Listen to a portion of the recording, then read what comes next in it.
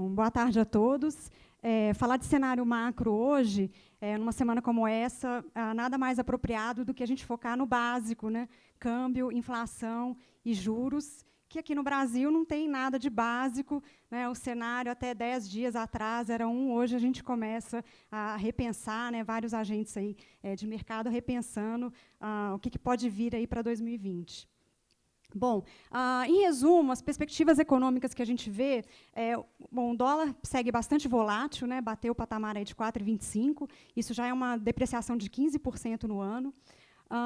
O IPCA também vai vir com surpresas aí pela frente, a gente espera um choque de preços, aí, principalmente das carnes, das proteínas. Por enquanto, para a Selic, ainda se espera um corte de 0,5%, mas acho que a gente começa também a discutir e a rever essa posição. Mas a gente continua bastante otimista. Acho que nossa principal mensagem aqui é que, apesar dessa volatilidade, desses choques que a gente vai falar, a nossa perspectiva é muito positiva para 2020. A gente já vê o PIB do último trimestre, que vai sair agora, e o PIB desse trimestre, a gente já vê alguns dados apontando para uma aceleração da economia, e a gente espera que essa aceleração chegue aí a 2,5% no próximo ano, em 2020. Bom, começando a falar do dólar, que acho que é a variável mais complexa e mais difícil, o que a gente nota é que, de fato, o dólar mudou de patamar nesse segundo semestre. Essa mudança de patamar do dólar, ela coincide um pouco com a redução de juros, que a gente começou um novo ciclo a partir de julho, mas também a gente verifica lá fora, o dólar também vem se valorizando frente a outras moedas, e também a gente vê uma combinação dessa queda do dólar, dessa queda do real com a queda das commodities, que até outubro, até setembro, não impactou a inflação nossa.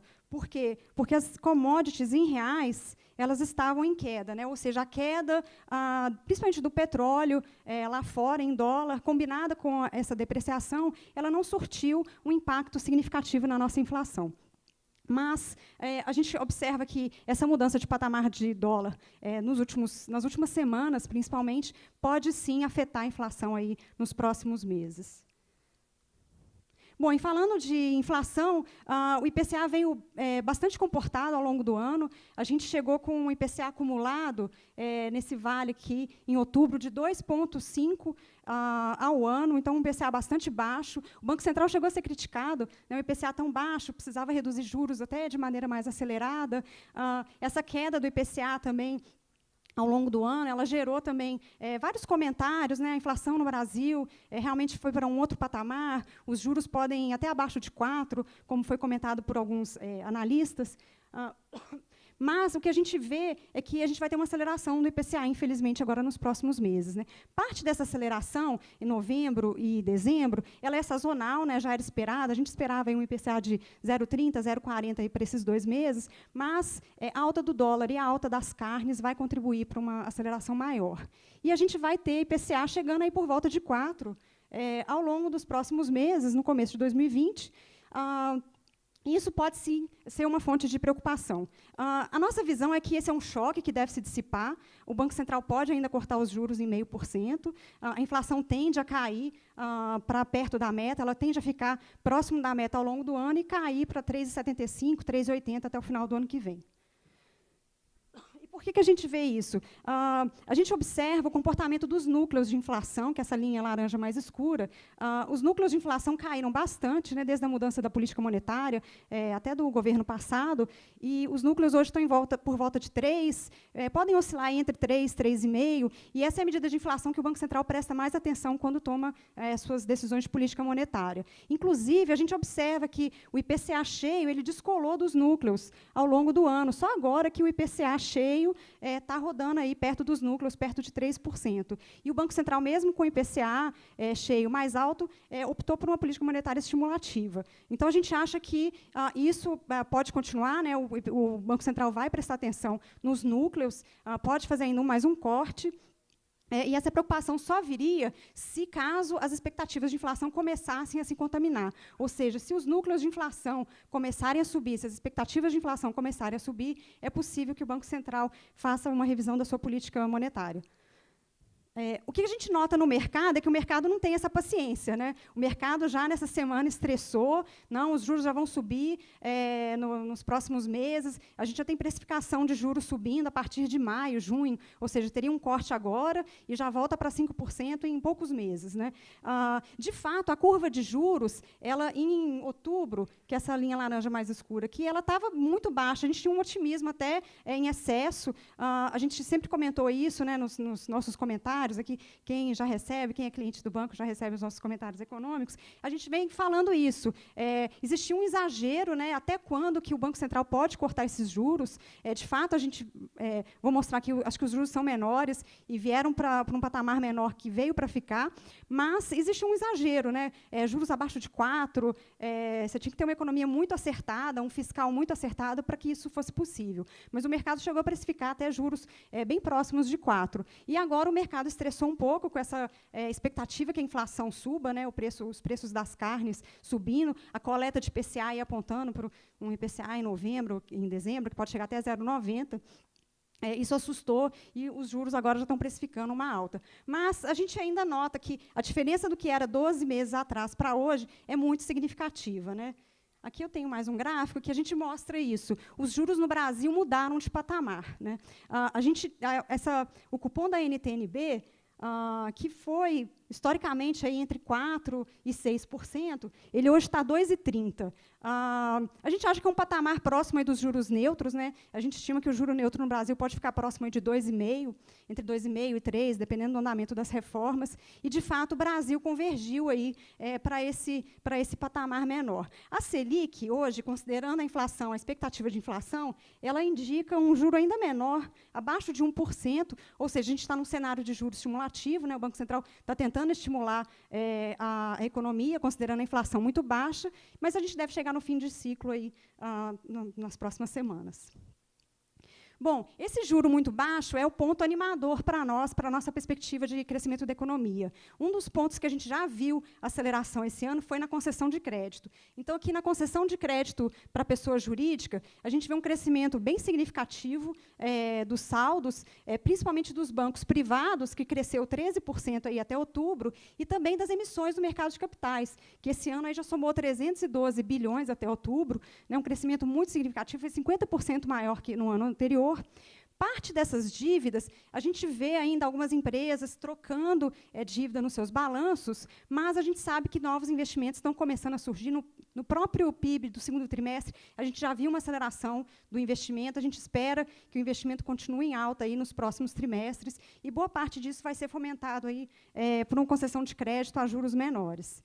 Na pessoa física, a gente também tem essa expectativa. Aqui eu trago como exemplo o crédito imobiliário, que a gente acompanha de perto aqui no banco. O crédito imobiliário, ele teve suas taxas também em queda nos últimos anos, né, quando a Selic foi de 14% para 6,5%, e agora, nessa última fase do ciclo de queda da Selic, a gente vê as taxas de financiamento imobiliário próximas aí de 7%. Né? Então, são taxas muito atrativas, que fazem com que o consumidor volte, né, para o mercado.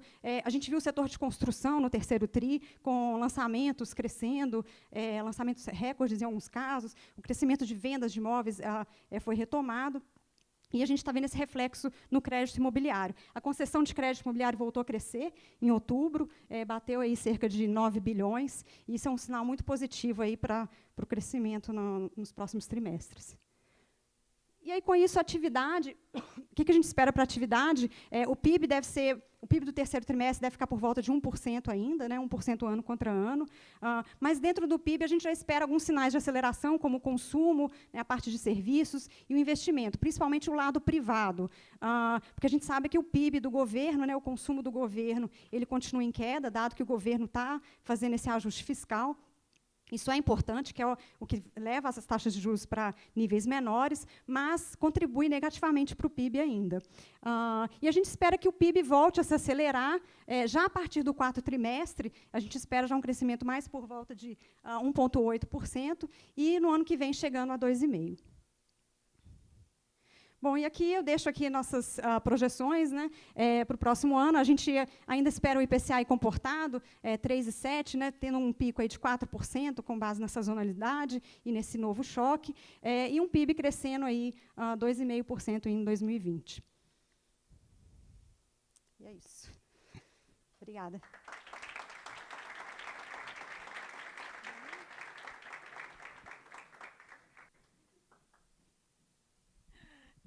Obrigada, Rafa. Com isso, eu chamo o João Vitor, por favor. Obrigado, Helena. Bom, pessoal, vocês estão escutando bem atrás? Todo mundo? Achei que... Ah, tá.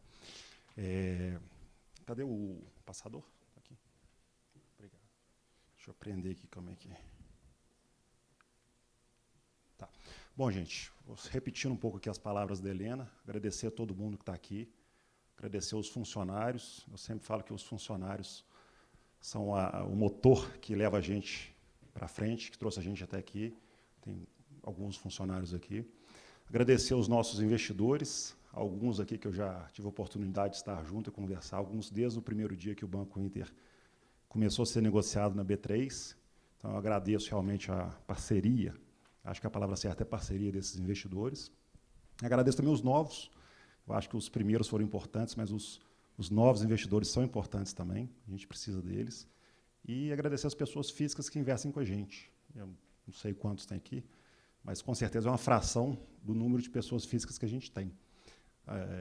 Se o meu número estiver correto, Helena, a gente tem 149 mil pessoas físicas que investem em ações do Banco Inter. Então, eu não sei se é bom ou ruim, mas o fato é que 10% das pessoas físicas que têm ações na Bolsa do Brasil. Quer dizer, é bom para a gente, mas talvez a gente queria que o Brasil tivesse mais acionistas. Mas é muito legal, fico muito satisfeito. A gente vê a Rafa falando sobre, nossa economista falando sobre a queda de juros, e as pessoas têm tomado mais risco. Isso é muito bom para o país, para a economia. Então, fico satisfeito de ter essa base de pessoas físicas. Eu acho que esse evento aqui, gente, é o primeiro que a gente está fazendo. Até porque a gente está listado há pouco tempo, não será o último, ano que vem a gente vai ter um evento, com certeza vai ser melhor do que esse, tenho certeza, a gente vai melhorando. E a ideia nossa aqui é passar de uma forma diferente.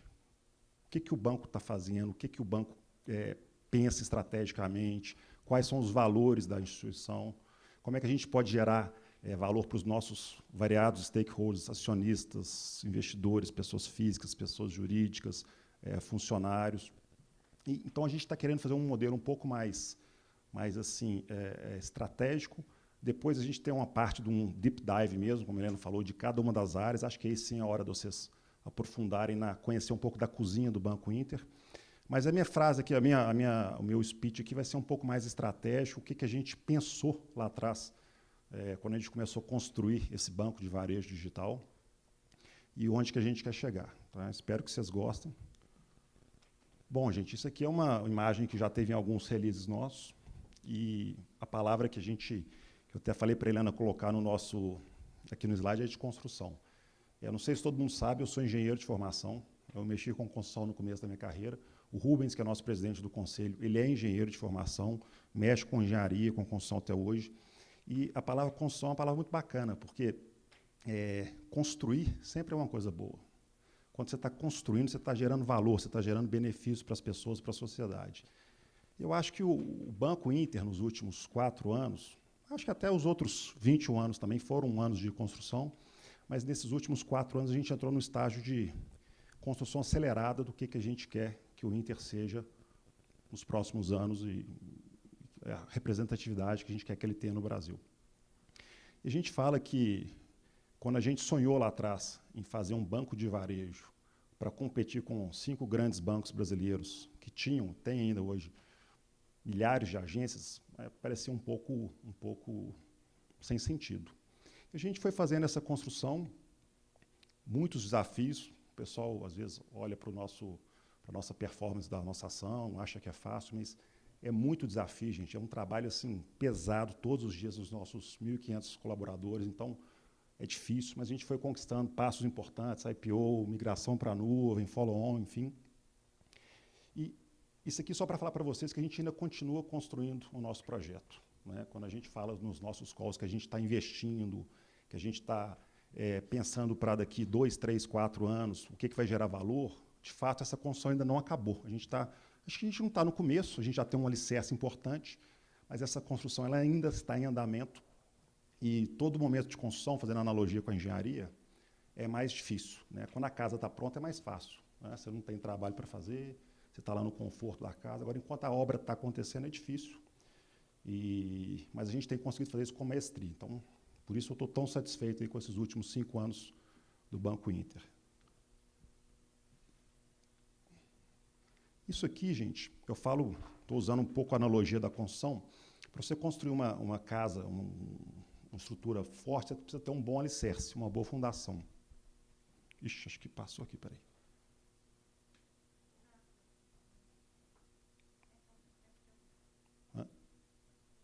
Porque é o vídeo, tá bom. Tá. Então é o seguinte, o que eu acho, gente? Esse alicerce que a gente construiu, que é a base desse crescimento nosso, é essa combinação de banco com fintech. Eu falo que a gente não poderia ter feito tudo que a gente fez, colocar num único app, a gente não está falando... tem alguma coisa errada aqui. Bom, colocar num único app todas as funcionalidades que a gente tem, se a gente não tivesse mesclado os dois mundos do banco e das fintechs. Então, quando eu falo que a gente tem 25 anos de know-how de crédito, compliance, ALM, Banco Central, e, ao mesmo tempo, a gente tem uma estrutura leve, não tem os famosos data centers dos grandes bancos, não tem as 5 mil, 6 mil agências, não tem os 80, 90, 100 mil bancários, o sistema legado de 6, 5 mil sistemas, a gente consegue ter esse alicerce para poder crescer na velocidade que a gente cresceu e entregar tudo isso. Acho que essa imagem representa bem isso. Acho que isso é a base do nosso racional. E, recentemente, a gente ganhou um passo importante. Eu falo que antes a gente era só um banco digital, e a palavra é essa mesmo, só um banco digital. E agora a gente ganhou um terceiro integrante aqui, que é o nosso Super App, que é o nosso Marketplace. Então, de fato, agora a gente se transformou no primeiro Super App do setor bancário brasileiro. Aqui, gente, eu acho que, construído esse alicerce, a gente pôde crescer dessa forma que vocês têm... a gente pôde crescer dessa forma que vocês estão vendo aqui, com esse nível de inclinação, de uma maneira segura, de uma maneira responsável, de uma maneira bacana para os nossos clientes. Eu acho que aquele alicerce nos permitiu esse nível de aceleração. Então, quando a gente pensava lá atrás que o nosso sonho era ter 1 milhão de correntistas, e hoje o nosso sonho já é ter algumas, talvez, dezenas de milhões de correntistas, a gente fica bastante satisfeito. E importante, né, gente? Eu acho que a gente fala muito do equilíbrio entre banco e fintech, a gente conseguiu crescer rápido e a gente conseguiu fazer isso tudo de uma maneira controlada, o tal do equilíbrio. O equilíbrio é uma parte da física importante, né? Você não pode estar muito rápido, sem resultado, você não pode estar com muito resultado, mas devagar. A gente conseguiu fazer isso com um custo de aquisição de clientes baixíssimo. Por quê? Porque a proposta de valor nossa é diferenciada. Acho que isso é o que a gente escuta nas nossas mídias sociais, dos nossos clientes. As pessoas gostam da proposta de valor do banco, de ser digital, completo e gratuito. E aqui, esse equilíbrio interessante, eu falei isso no nosso call, à medida que a gente começa a ter o percentual de novos correntistas que entram todo mês ou todo trimestre sendo menor do que o percentual de correntistas da base total, a gente passa a crescer num ritmo mais equilibrado, menos, vamos dizer assim, frenético. Isso leva para esse ponto de inflexão que a gente está mostrando aqui. Isso aqui é uma imagem que a gente mostrou lá no nosso release de resultados, que a gente está chamando desse ponto de inflexão. À medida que a receita por usuários vai crescendo, porque você já tem uma base mais madura e o crescimento proporcionalmente é menor, à medida que o custo de servir essas pessoas começa a ficar menor, não só porque você dilui suas despesas para um número muito maior de clientes, e o seu CAC, que é lançado na cabeça, não é diferido, passa a ser menos representativo quando você divide pelo número de clientes que geram receita todo mês, a gente passa a vivenciar um pouco esse ponto de inflexão aqui, e a resultante disso aí é um índice de eficiência melhor. Bom, aqui a gente só explica um pouco desse ponto de inflexão, o crescimento das receitas, a redução das despesas. Aqui a gente fala um pouco de inovação, né, gente? Ao mesmo tempo que a gente tem uma obsessão por ter um produto eficiente, controlar custo, aumentar a receita, a monetização, a gente não quer deixar de lado a nossa veia empreendedora. Eu acho que o Banco Inter chegou até aqui porque ele foi empreendedor, ele foi inovador, ele arriscou com consciência, mas ele arriscou na frente. Então, a gente fala que o nosso espírito empreendedor continua. A gente, apesar de ter crescido, a gente deixou de ser um banco de 300 milhões de PL para 2.200, a gente deixou de ser uma empresa local para ser uma empresa nacional, passamos a ser uma empresa listada, com valor de mercado que já chegou a quase 15 bi, mas a gente precisa manter esse empreendedorismo. E eu acho que uma ilustração legal disso aqui foi o nosso Super App. Assim como a gente lançou lá atrás a conta digital, 5 anos atrás, e a gente teve que convencer o nosso conselho de que era uma empreitada inteligente de se fazer, a gente tem que fazer a mesma coisa agora no Super App. Então, depois a gente tem o quiosque, né, a seção do Marketplace lá embaixo, lá em cima ou lá embaixo? Lá em cima. O Rodrigo, nosso CEO, está ali em pé na pilastra ali, vai poder falar para vocês um pouco de como isso está ganhando tração já. Depois aqui a gente fala dos seguros. Acho que isso aqui é uma outra pegada interessante. Eu falo que a gente também foi criativo ao inventar o primeiro App Assurance do Brasil. A gente tem um conceito de Bank Assurance muito disseminado, principalmente vocês que são de mercado conhecem esse conceito. E, juntamente com o pessoal da Whisky, acho que vocês estão aqui, a gente fez o primeiro plataforma de seguros no app. E já lançamos alguns produtos, tem outros para lançar. Agora, nessa versão, saíram mais uns 2 ou 3 produtos. Então, mostra um pouco dessa inquietude nossa, dessa inovação. A matriz de proteção, como vocês estão vendo aqui, ela já traz uma radiografia de como está a parte de seguros de cada um dos nossos, até o final do ano, 4 milhões de correntistas. Então, isso vai ser muito bacana.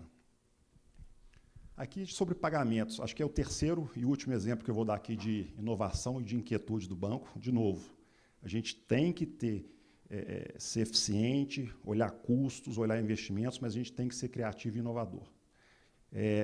Na área de pagamentos, o Rai está aqui, depois vai poder falar um pouco para vocês, tem também uma esquina do pagamentos lá com o Rai.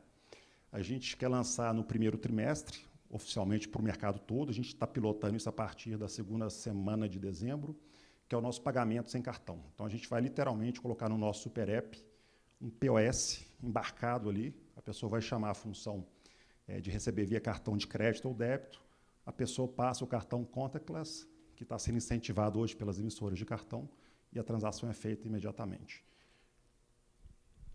Bom, para fechar aqui a nossa fala, eu queria deixar uma reflexão para vocês.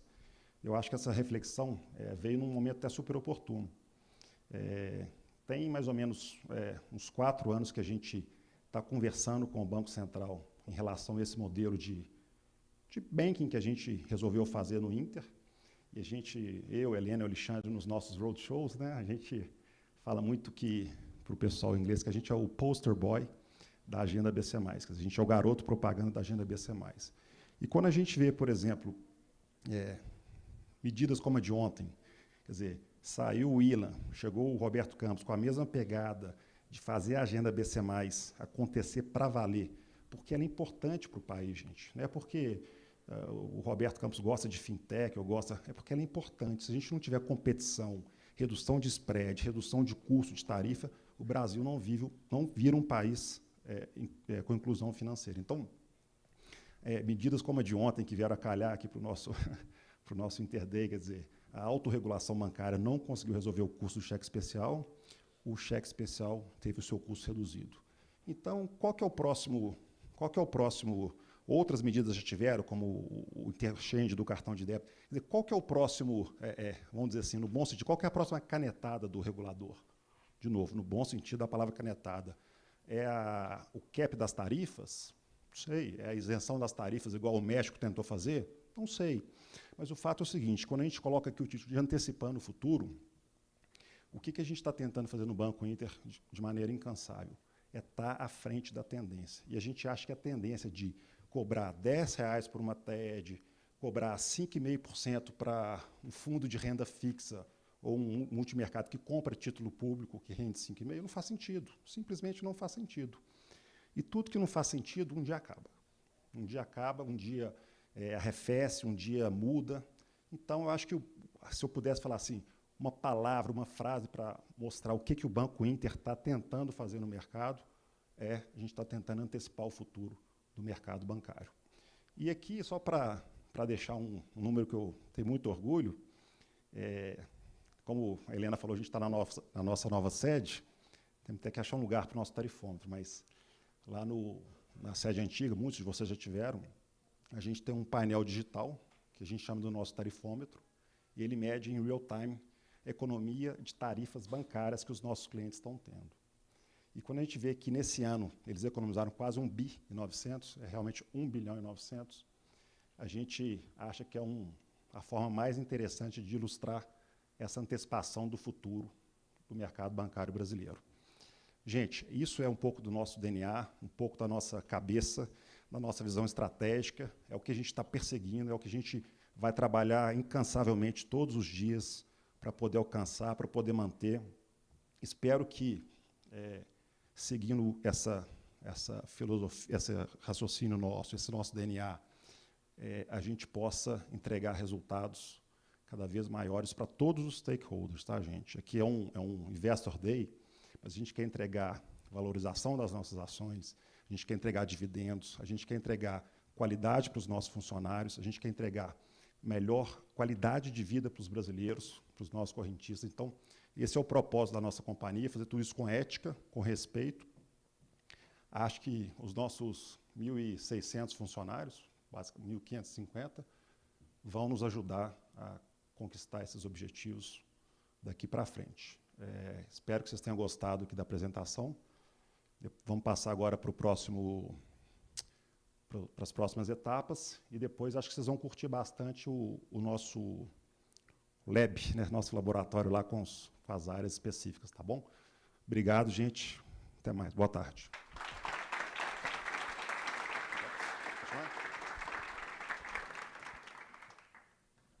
Bom, gente, chamar aqui o... Vem cá, apresentar para vocês aqui o Rai. Alguns já conhecem. O Rai é responsável pela nossa área de pagamentos e conta digital. E quando o pessoal pergunta para mim, como é que faz para abrir 14 mil contas por dia? Eu falo, pergunta para o Rai, que ele sabe, né, Rai? Então, ele vai falar um pouco para vocês do crescimento nosso na área de conta digital e pagamentos. Tá? Obrigado. Pessoal, boa tarde. Muito boa tarde para vocês. Por favor, quantas pessoas aqui têm conta no Banco Inter? Levantem a mão, por favor. E vários milhões levantando a mão no Brasil inteiro.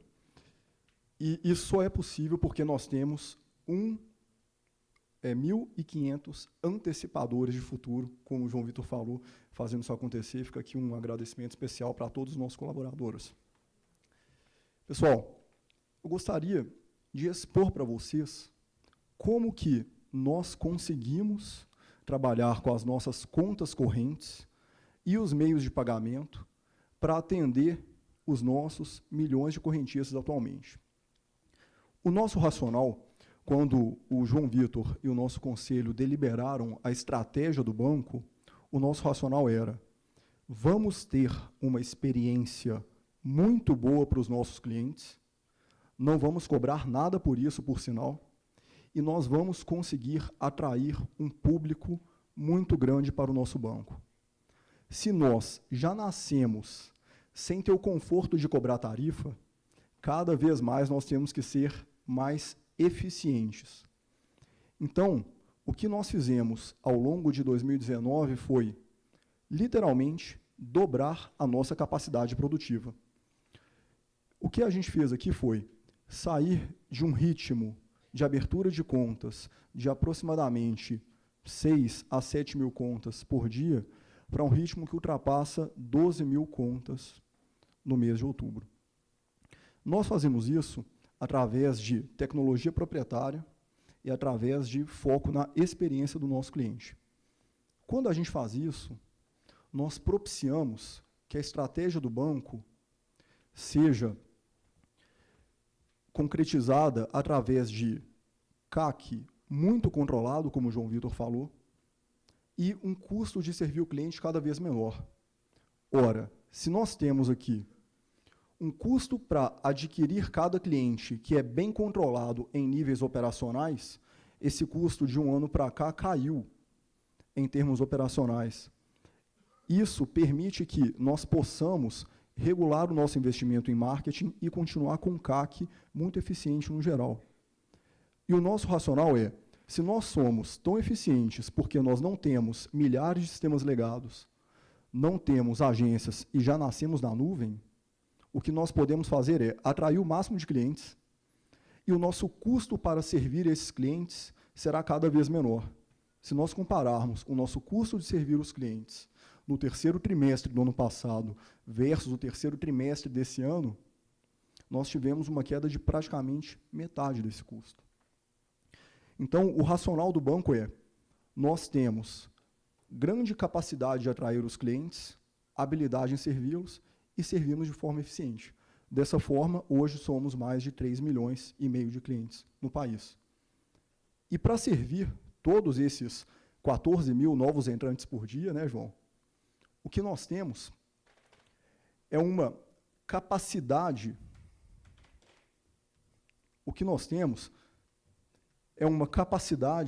de construir uma plataforma que seja totalmente escalável e totalmente em nuvem, com baixíssimo custo. Ora, em pagamento, nós construímos uma arquitetura que permite que os clientes façam as suas transações financeiras de conta corrente, cartões e qualquer operação que for necessária para ele. E essa plataforma, ela opera com uma outra camada de operações. Então, existe uma plataforma de software que é um diferencial competitivo do Banco Inter, existem pessoas operando essa plataforma e tornando essas operações e capacidades em produtos. Hoje, a nossa capacidade de plataforma está em atender o Banco Inter. Então, nós temos plataforma tecnológica e operações que atendem todas as áreas de cartão do Banco Inter. Atendem também todas as áreas de adquirência do Banco Inter. Porém, nós temos capacidade de fazer muito mais.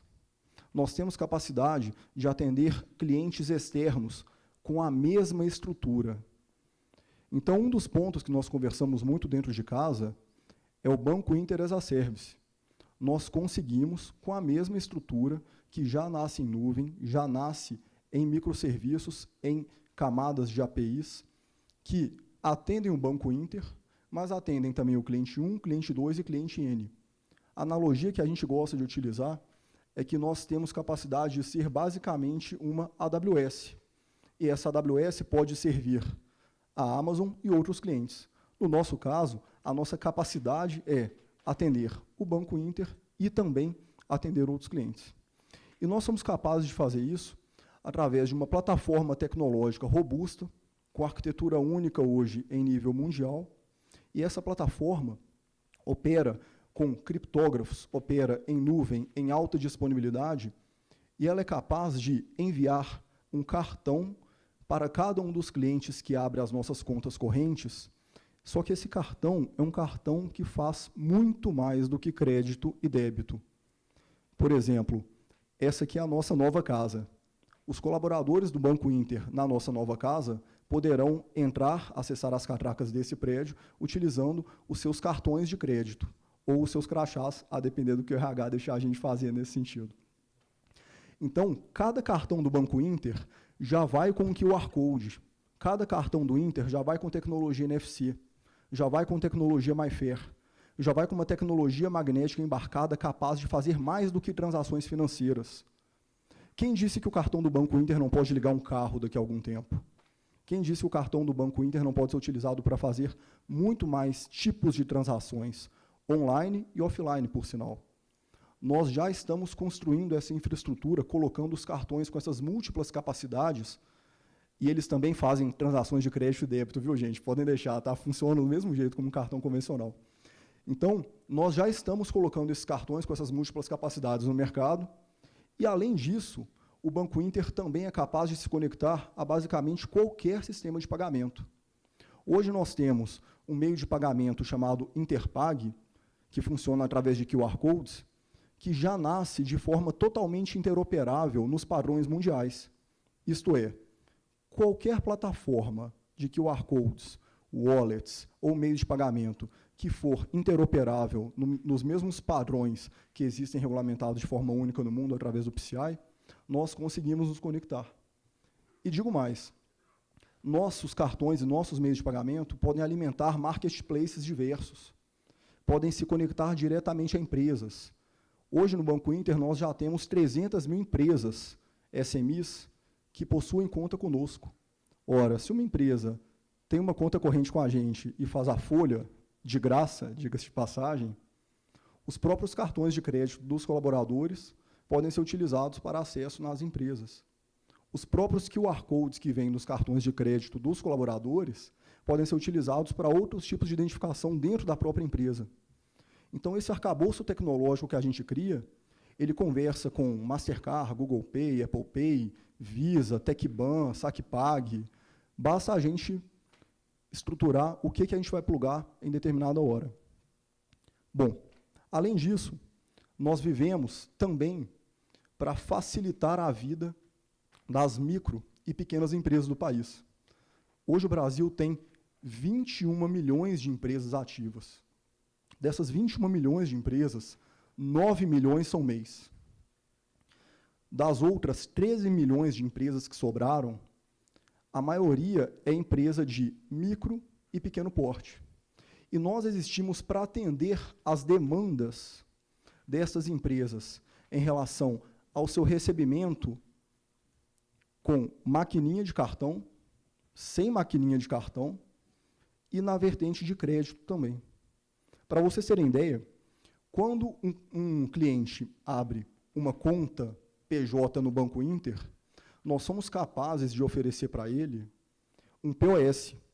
Um POS que recebe qualquer tipo de transação e tem condições favoráveis de antecipação de recebíveis e crédito baseado em recebíveis. Então, se o motor da economia são as micro e pequenas empresas, hoje nós já temos mais de 100 mil domicílios bancários, com mais de R$1 bilhão de fluxo financeiro no quarto trimestre desse ano, aqui no Banco Inter. Quando nós distribuímos essas maquininhas, nós temos o equivalente a receber o salário da empresa no Banco Inter. Então, nós somos capazes de conhecer cada vez mais a empresa, atender cada vez mais as necessidades da empresa e formar uma parceria de longo prazo com essas empresas. E como nós já nascemos leve, em nuvem, flexíveis, o custo de atender cada uma dessas empresas é muito pequeno para a gente.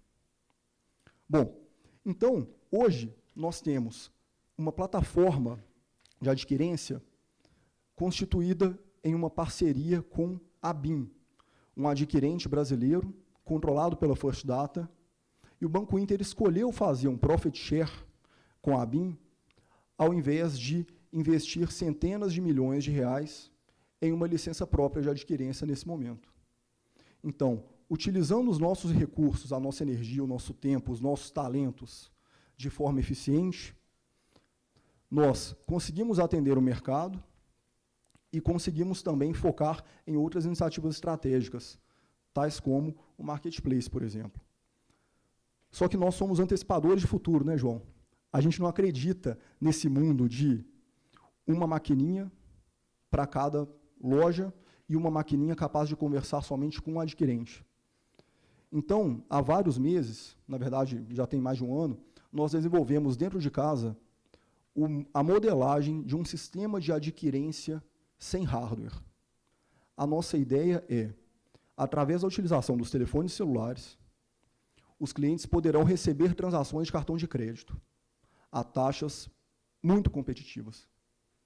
Na prática, através de uma atualização do nosso aplicativo, nós seremos capazes de ter milhões de merchants.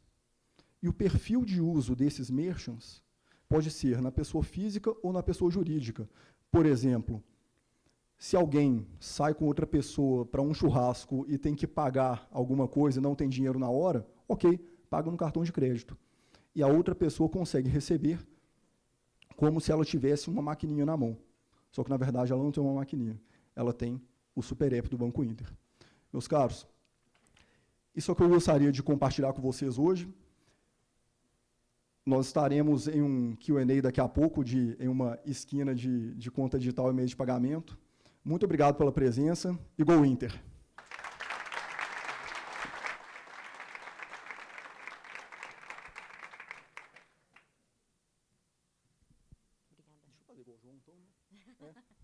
Pessoal, nós somos antecipadores de futuro, né? Então, a Priscila e eu não combinamos isso, né? Mas assim como o João fez comigo, o João me apresentou. Então, essa aqui é a Priscila Salles. Ela é a nossa diretora de marketing, para quem não conhece. Ela é a nossa diretora de atendimento, relacionamento com o cliente. E, na prática, basicamente, pau para toda obra no Banco Inter também, né, Priscila? Até mais. Boa tarde, gente. Obrigada. Boa tarde. Para quem não me conhece, sou Priscila. Eu estou aqui no Inter desde 2011 e quero começar falando com vocês um pouquinho sobre Growth, que é a nossa estratégia de crescimento aqui no banco. Para quem já conhece um pouco do nosso projeto, a gente está praticamente embasado em 4 pilares: aquisição de clientes, engajamento, UX, UI e cross-selling. Eu quero começar falando com vocês um pouco mais sobre o nosso grande projeto de aquisição de clientes. Assim como o Rai já adiantou para vocês, a gente começou esse trabalho em 2015 mais forte, em 2016 com o aplicativo, e aqui dá para a gente ver um pouco mais dessa grande evolução. Isso tem muito menos a ver com a nossa estratégia de marketing, muito mais a ver com a nossa estratégia de inteligência coletiva do banco. A gente trabalha muito em conjunto, conta digital, marketing e tecnologia para a gente chegar nesse resultado. E por que eu estou falando isso? Porque em 2019 a gente virou uma chave muito importante para o banco, e trabalhar com muito mais eficiência. Então, a gente conseguiu alcançar valores altíssimos, a gente cresceu muito nosso projeto de conta digital através de um produto pensado em eficiência. A gente conseguiu crescer 154% o nosso volume, e esse projeto só foi possível de ser feito porque a gente otimizou muito a nossa estratégia quando a gente fez a primeira aquisição do cliente. No ano de 2018, a gente conseguiu converter 27% desses clientes, e esse ano a gente já chegou em 51%. Isso apenas com gente trabalhando, pensando em experiência do cliente o tempo inteiro. Como que a gente pode melhorar a usabilidade do cliente? Como o João Vitor já falou, o Banco Central está muito do nosso lado, porque ele está muito do lado do cliente.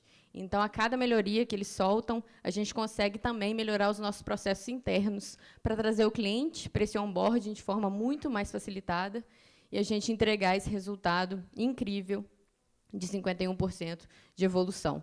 Então, esse é o nosso grande projeto para 2020 também. A gente pensar bastante em trazer o cliente para a plataforma, mas trazer o cliente de forma eficiente. Não basta apenas ter um custo de aquisição barato, que vocês sabem que a gente tem. O que a gente tem que fazer é trazer o cliente barato, mas também trazer o cliente para a plataforma de uma forma mais eficiente para o cliente também. A usabilidade dele é muito importante nessa hora. Então, isso tem tudo a ver com a experiência no final do dia. E falando um pouco mais de growth, mas agora já pegando a parte de cross-selling e de engagement, o que a gente tem construído muito aqui no banco? O Martech, o marketing junto com a tecnologia para a gente alcançar grandes resultados aqui dentro. Quando a gente combina muitas plataformas e inteligência, a gente consegue enxergar melhor o nosso cliente final e como que a gente pode aproveitar cada vez mais os impulsos que a gente tem dentro do nosso setor. Basicamente, a gente pode colocar em cima da mesa todos os produtos do Banco Inter e entender o que o nosso cliente está apto a consumir, o que faz sentido para o momento de vida dele e poder ofertar para ele o melhor produto naquele momento. Então, são várias plataformas que a gente usa hoje de inteligência para conseguir consultar, ser mais consultivo e mais inteligente nos momentos de prospecção desse cliente. E esse ano talvez tenha sido o ano de maior evolução nesse sentido. A gente trouxe uma equipe de data para dentro do time de marketing, e isso trouxe muito mais inteligência para o nosso dia a dia. Por isso, tem sido muito bacana essa parte de engajamento. Quero trazer para vocês também como que o nosso cliente é engajado com a nossa plataforma. Quando a gente pega para ver no mercado como que funciona o nível de engajamento com clientes com e-mails e pushes, a gente vê que a gente tem o valor dobrado dentro do Inter. Hoje, 40% dos nossos e-mails já são abertos por todos os nossos clientes. Isso significa que a gente está entregando mensagem que ele quer ler, que ele quer saber. Então, tem tudo a ver com Data no final do dia. A gente quer informar para o nosso cliente aquilo que ele tem interesse de saber. Então, graças também à tecnologia, algumas ferramentas muito importantes para o nosso dia a dia, a gente consegue entregar isso de forma eficiente para o nosso cliente, junto com uma equipe super dedicada para um projeto só de cross-selling. E aqui eu trouxe para vocês também um pouco do resultado da área de investimentos. Talvez seja um dos grandes sucessos aí do nosso ano de 2019 em cross-selling, e é um projeto que a gente quer evoluir ainda mais para 2020. A gente vai reforçar muito, muito o nosso projeto de cross-selling. A gente começou um ano com uma expectativa de tornar 10% dos nossos clientes da base daquele momento. Então, se eu estou abrindo 200 mil contas, eu espero ter 20 mil novos investidores na minha plataforma para dentro do nosso projeto. E a gente entendeu que, com a PAI, que é um produto incrível, a gente consegue entregar todos os tipos de investimentos do mercado numa só plataforma, a gente entendeu que poderia muito mais do que isso.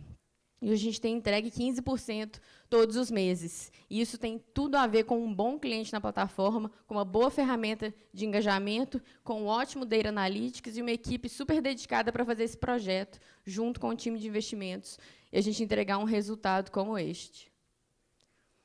E eu trouxe aqui também para vocês um pouquinho do resultado do Marketplace. É um produto super novo, a gente começou agora, mas já dá para a gente sentir um pouco de como que isso tem acontecido. A gente começou aqui um projeto de 11/11, é o Dia do Solteiro na China. E é um dia que vende muito. E assim, o AliExpress, que é uma das nossos merchants, né, dentro do nosso aplicativo, tem um movimento muito legal. A gente aproveitou esse momento para falar com o nosso cliente. A gente vê aqui que no faturamento ele não explode, ele explode para frente, eu vou explicar para vocês. Mas ele explode no momento em que o cliente começa a engajar muito com a plataforma e fazer compras, ainda que reduzidas de valor, muito volume de compras. Então, vou comprar uma capinha de celular, eu vou comprar uma bolsa, uma necessaire, alguma coisa. Sim, o valor agregado ainda é pequeno, mas o volume de produtos é muito alto. Então, a gente consegue ver... Eu não consigo mexer. A gente consegue ver aqui esse grande volume no dia 11, 12 e 13, que foi quando a gente engajou o nosso cliente através de push e e-mail marketing, convidando ele para a plataforma para poder consumir os produtos. E, logo em seguida, a gente tem o nosso começo da nossa Black Friday, bem aqui no final. Por que aqui cresce bastante? A gente consegue ver aqui que o engajamento aumenta quando a gente compara com o início do mês de novembro, mas, mais do que isso, o faturamento dispara, porque a gente, de fato, consegue agregar produtos de maior valor para o cliente. Então, essa é a grande diferença. E o que eu quero deixar de recado para vocês é que hoje o nosso cliente engaja muito com a nossa plataforma. A gente já sabe que o nosso cliente acessa o aplicativo 17 vezes por mês, mas o mais importante, mais do que só acessar o aplicativo para olhar a aba de cartões, conta digital, fazer uma transferência, é que o nosso cliente consome, de fato, os nossos produtos, porque tem a ver com aquilo que ele precisa naquele momento. Então, essa é, basicamente, nossa grande estratégia aí para 2020. A gente vai trabalhar muito cross-selling, muito forte esse projeto. A gente tem muita ferramenta para fazer com que isso aconteça. A equipe está muito envolvida nisso também. E aí, agora, eu quero pausar um pouquinho essa parte de growth e falar um pouco mais sobre NPS e nossa área de atendimento. Isso é uma área que a gente tem um cuidado enorme e um carinho muito grande também. Como que a gente tem desenhado essa área, essa estratégia? Nosso cliente tem que passar, basicamente, por 3 zonas. A primeira zona é a zona do UX. O cliente ele precisa entregar, a gente precisa entregar para ele uma plataforma 100% responsiva, uma plataforma que, de fato, ajude ele no dia a dia. E isso só é possível quando a gente combina o time de marketing junto com o time de negócio e tecnologia no final do dia. Muito insight de cliente. É a coisa mais importante para a gente, de fato, conseguir construir uma plataforma bem robusta. Se eu não conseguir ajudar o cliente, ele precisa, no mínimo, se autosservir nessa segunda camada. Então, a minha segunda camada de relacionamento com o cliente é que ele tenha um autosserviço dentro do aplicativo e se resolva por ali. Na terceira hipótese, se eu não conseguir ainda ajudar meu cliente, na primeira vez que ele me ligar ou me chamar no chat, eu preciso resolver esse cliente Então, a nossa terceira hipótese é o First Call Resolution, porque a gente precisa hoje estar 100% focado no cliente, e essa é a nossa grande estratégia também para o ano que vem. O cliente engajado é o cliente que, de fato, vai continuar referenciando a marca para outras pessoas, trazendo, obviamente, mais clientes para a plataforma e também engajando com a gente no dia a dia. A gente sabe também que, nesse ano, a gente conseguiu diminuir bastante o nosso custo de servir para o cliente. Colocamos a Babi no app, fizemos grandes rollouts do nosso bot de atendimento, do Watson, e temos muitos planos também para a Babi nos próximos meses aí. Hoje ela já tem 44% de retenção na nossa plataforma. E dentro do nosso trabalho resolutivo, a gente também usa muito a área de data e de analytics para a gente, de fato, prever um pouco mais do que vai ser para o mês seguinte, melhorar esse time, fazer grandes treinamentos para a gente, de fato, entregar uma experiência melhor. Esse ano a gente também trouxe novos BPOs para nos ajudar nesse grande crescimento do banco, e para o ano que vem teremos também novos parceiros entrando na plataforma. E, por último, mas com certeza mais importante, vamos falar de NPS e Reclame Aqui. Nosso NPS continua sendo um dos mais altos do mercado. Hoje a gente tem 67 pontos, e a gente vai continuar cuidando para que isso seja a nossa referência de cada um dos 1.500 colaboradores dentro da empresa. A gente precisa de ter o cliente super satisfeito na plataforma, e os escorregões que acontecerem, a gente precisa consertar imediatamente para que isso não se repita. Então, nossa grande estratégia continua sendo o NPS e outras ferramentas também para avaliar o consumidor. E aí, falando um pouco de Reclame Aqui, eu trouxe para vocês aqui um cenário de como que a gente está posicionado hoje. A gente, perante todos os bancos e fintechs aí do mercado, hoje a gente já está com uma nota de 7,8. Nossa meta é chegar à nota de 8 ainda no final do ano, então a gente tem acelerado bastante aí os nossos projetos, nossa equipe.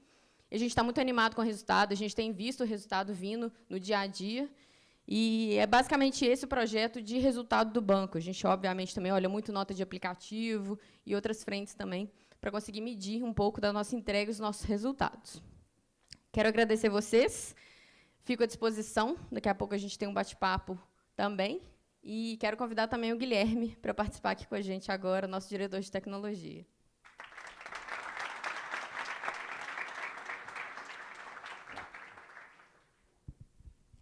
Pessoal, boa tarde. Obrigado aí pela presença de todos. Vamos começar assim, eu vou contar um pouquinho da transformação digital que o Banco Inter fez, que a gente fez nesses últimos 2 anos, 2 a 3 anos. E ele foi baseado em 3 pilares que eles não são separados um do outro. Assim, a gente precisou fazer esses 3 juntos para tudo funcionar. Que é voltado para pessoas, tecnologia e processos. E dentro de cada um desses pilares, a gente teve vários projetos que embarcaram toda essa transformação. Acho que o primeiro ponto muito importante é a cultura do Banco Inter.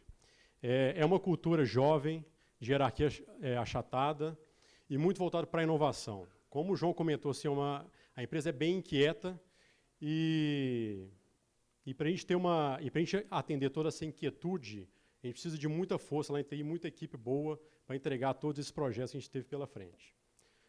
Outro ponto foi o seguinte: como é que a gente cria uma estrutura de TI que possa dar escala de entrega? Isso aqui algumas pessoas conhecem, mas é a história do Spotify, de como que eles criaram os squads, e o objetivo principal era dar escala de entrega para as funções que o Spotify tem no seu produto. Isso aqui é muito bacana de falar de squads autônomos, com muita autonomia, as tribos, os chapters, mas isso aqui sozinho não para de pé. A gente precisa de todo um arcabouço tecnológico por trás para que isso possa funcionar muito bem. E aí a gente entra no nosso segundo pilar, que é a parte de tecnologia. Então, aqui é uma imagem bem emblemática de 2016, foi quando a gente estava assim, atingindo nossa saturação do nosso espaço em disco local. A gente tinha 2 data centers aqui em Belo Horizonte, e a gente tinha que tomar uma decisão de investir na infra local, ou fazer um movimento para fora, ou um movimento para a nuvem. A gente estudou bastante, então, assim, uma grande diferença, o pointer é aqui, uma grande diferença entre o investimento de um data center on-premise versus nuvem é o seu investimento inicial. Então, a gente teria que investir alguns milhões de reais para aumentar o nosso data center, para criar uma capacidade que você não sabe quanto que ela vai ser atingida, porque você não tem a menor ideia da quantidade de clientes que você vai ter no futuro. Versus a nuvem, que você começa com um investimento muito pequeno e ela vai crescendo à medida que a sua demanda de clientes vem. Então, o seu poder computacional vai aumentando de acordo com a sua demanda. E aí, nesse momento de decisão, o João Vitor falou uma coisa assim, bem assim, direta, nós vamos, vem cá, vamos logo para a nuvem. Isso assim, reflete um pouco da nossa cultura de decisão rápida, e aí a gente pegou esse projeto e fomos em frente. É muito bacana dessa história que o Banco Central não tinha regulação para a nuvem. Então, a gente, assim, ao longo desse projeto de 1 ano e meio, a gente envolveu bastante o Banco Central, e eles participaram de todos os processos com a gente, até a gente botar isso em produção em 2018. E logo depois eles soltaram a resolução a 4658, que permitia o uso de nuvem por instituições financeiras. Outra parte do nosso projeto de tecnologia foi a nossa mudança do nosso core bancário. Então, a gente mudou o nosso core bancário, já vamos fazer ele em nuvem, e se a gente mudar o nosso core bancário, vamos criar uma camada de microserviços em cima que vai facilitar o consumo do serviço desse core bancário. Então, foram 2 projetos, ou seja, juntando com o terceiro, vai a nuvem, camada de microserviços e uma mudança do core bancário. E também a parte de processo. Muito importante era qual que é a maneira que a gente desenvolve software. Não dava para a gente trabalhar com um time enorme dentro de uma única aplicação e não ter um processo automatizado de desenvolvimento. Então, a gente criou uma esteira de desenvolvimento padronizada, onde a gente simplificava todo o processo para os desenvolvedores, daquilo que era comum a cada um.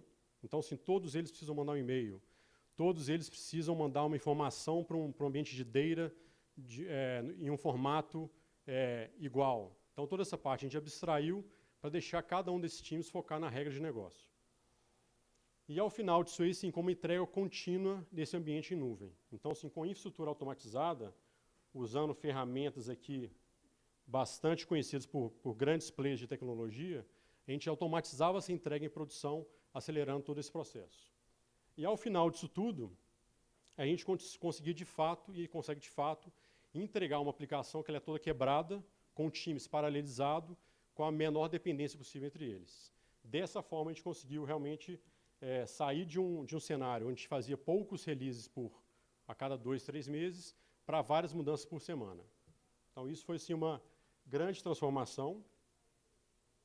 E aqui é o resultado nosso. Então, sim, hoje a gente está rodando numa fundação tecnológica muito robusta, o que permite que a gente dê os nossos próximos passos para atender todas as metas de negócio que a gente tem. Agora eu vou falar um pouquinho para vocês assim, o que a gente tem daqui para frente.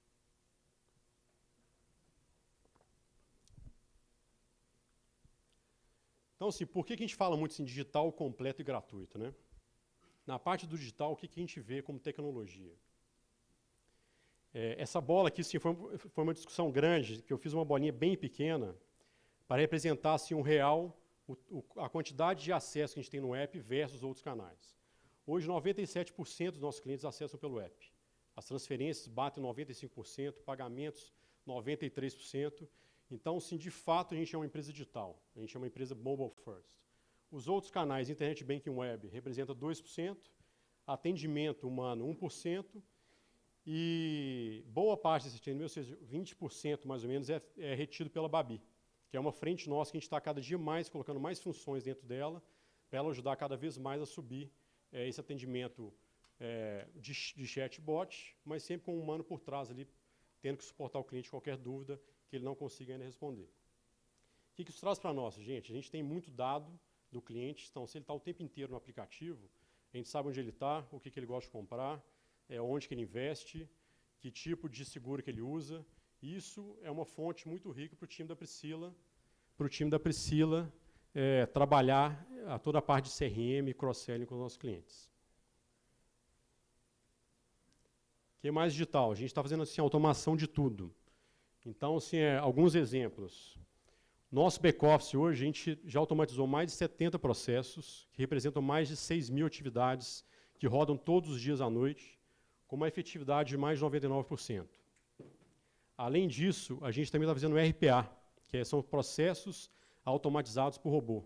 Então, sim, realmente é uma função de uma pessoa que ficava ali imputando algum dado em uma tela, a gente foi lá, automatizou isso aí, gerando uma eficiência em 7 áreas de negócio, para mais de 2.000 atividades. Além disso, a gente está automatizando testes, infraestrutura. Então, a gente está automatizando toda a parte de infra. Como é que a gente sobe o ambiente, automação de segurança, automação de monitoração e qualquer outra atividade que a gente tem a oportunidade de automatizar, a gente vai automatizar. O que isso gera para nós?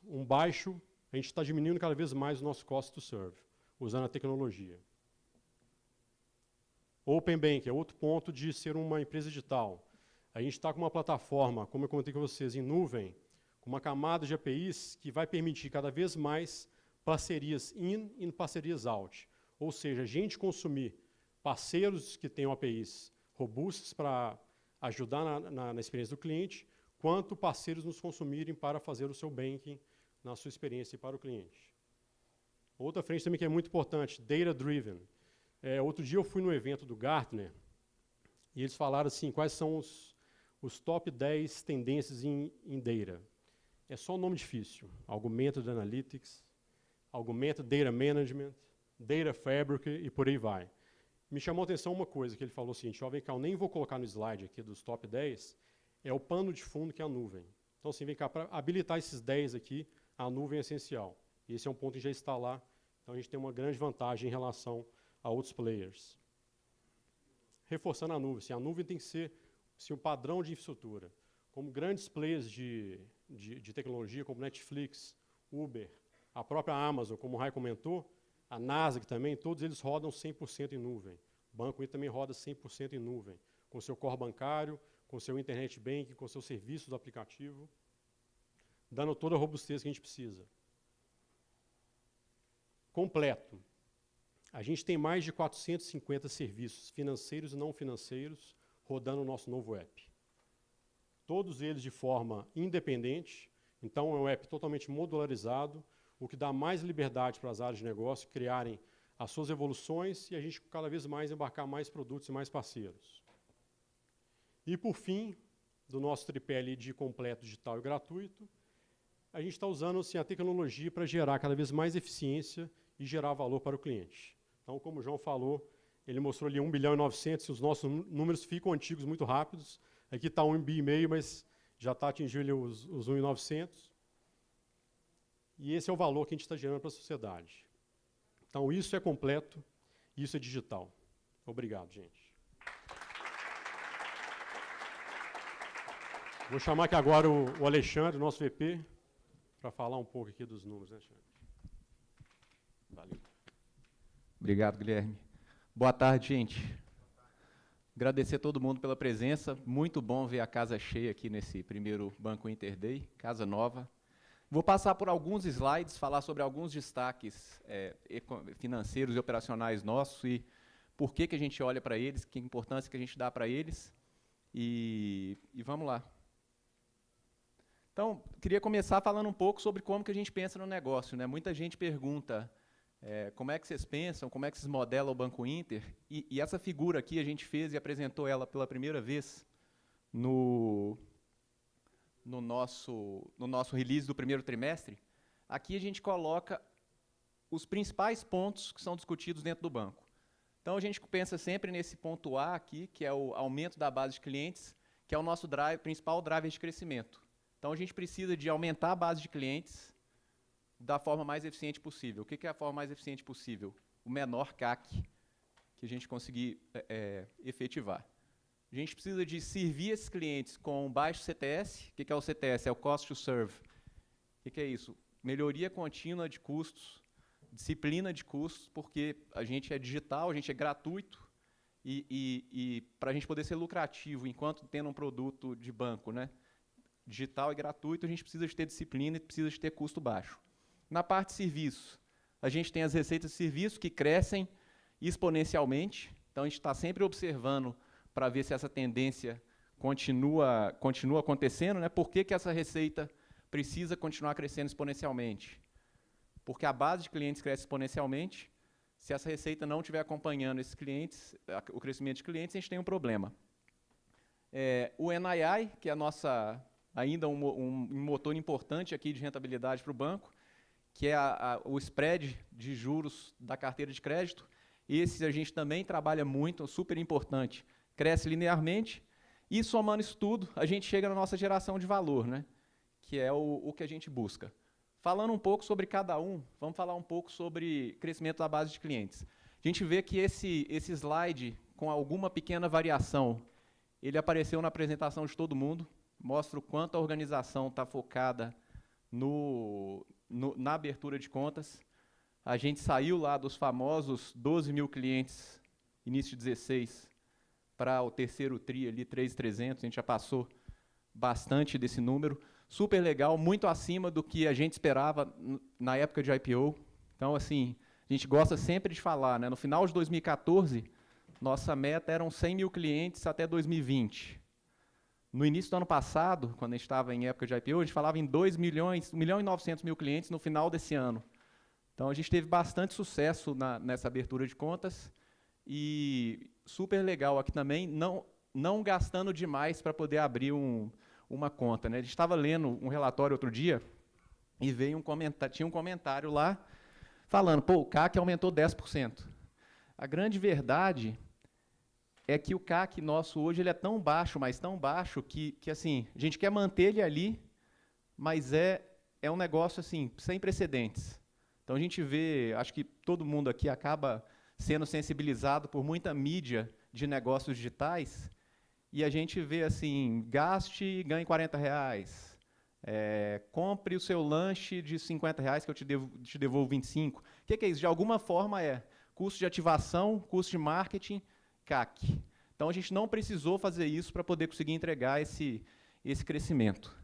Isso traz para a gente um outro elemento aqui que a gente acaba atribuindo a isso. Nosso cliente, ele abre a conta porque ele está querendo abrir uma conta aqui no banco. Então, a gente tem um grande engajamento. Como a gente não está ali forçando e alimentando a abertura de contas, pagando por isso, a gente está trazendo muita gente que quer usar o banco.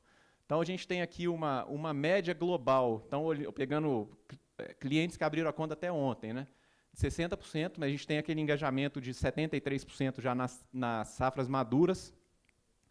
A gente tem um crescimento aqui da base de clientes, a gente tem o principal aqui, o acompanhamento de alguns produtos juntinho com o crescimento da base de clientes. Então, a gente vê essa linha cinza, é o floating, que são os clientes que têm depósito à vista na conta, né, que tem dinheiro em conta, esses clientes são clientes ativos.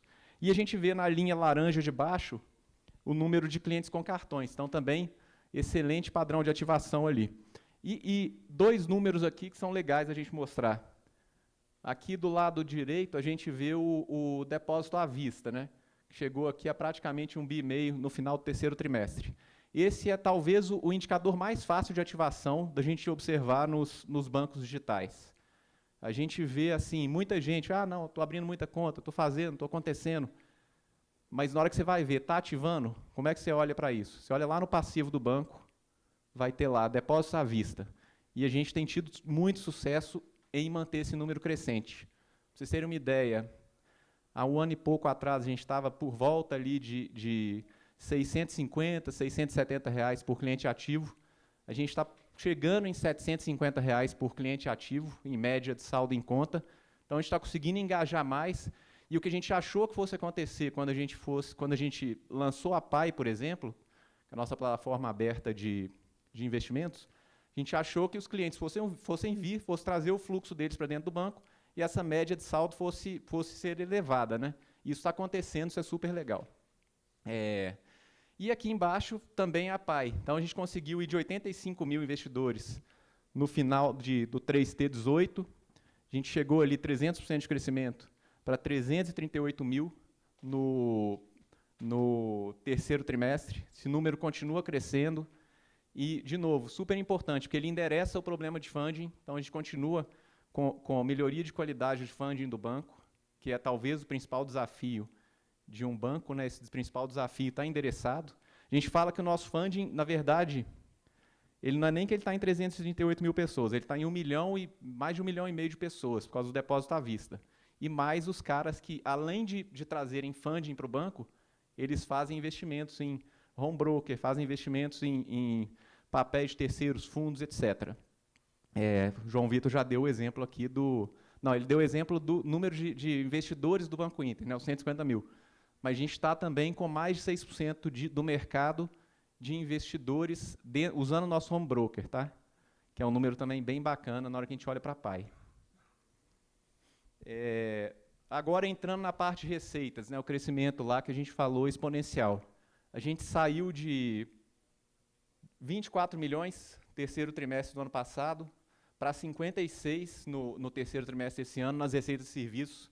Super legal, a gente vê... O que é bacana aqui, gente? A gente vê o negócio realmente ganhando materialidade. Deixa eu até sair da frente aqui.